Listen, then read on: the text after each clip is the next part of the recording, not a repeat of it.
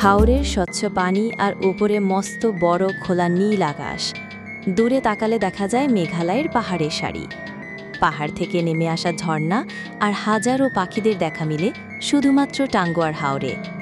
সুনামগঞ্জের ৫০টিরও বেশি বিল মিলে হয়েছে টাঙ্গুয়ার হাওর।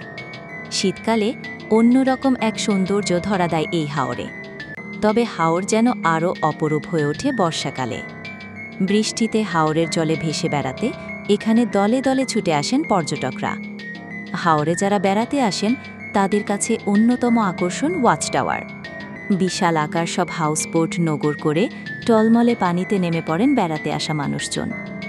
তবে মুশকিলটা হচ্ছে, আনন্দ করতে গিয়ে ক্ষতি হচ্ছে জীববৈচিত্র্যের। তাই হাওরের সৌন্দর্য রক্ষায় পর্যটকদের জন্য সুনামগঞ্জ জেলা প্রশাসন জারি করেছে ১৩টি নির্দেশনা। এখন থেকে যারা বেড়াতে আসবেন এখানে তাদেরকে মেনে চলতে হবে এসব নিয়ম। নির্দেশনায় রয়েছে, ওয়াচ টাওয়ার এলাকায় ইঞ্জিন চালিত বড় কোনো হাউসবোট প্রবেশ করবে না। তবে পর্যটকরা ছোট নৌকায় করে যেতে পারবেন ওয়াচ টাওয়ারে। ১২,৬৫৫ হেক্টর আয়তনের এই হাওরের ভেতরে জালের মতো ছড়িয়ে আছে অসংখ্য খাল ও নালা।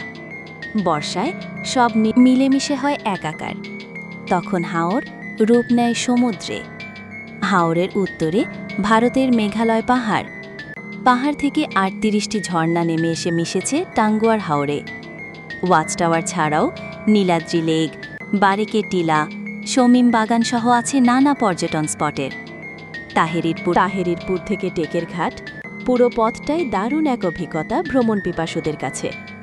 তবে হাওরের সৌন্দর্য দীর্ঘস্থায়ী করতে এখন থেকে মানতে হবে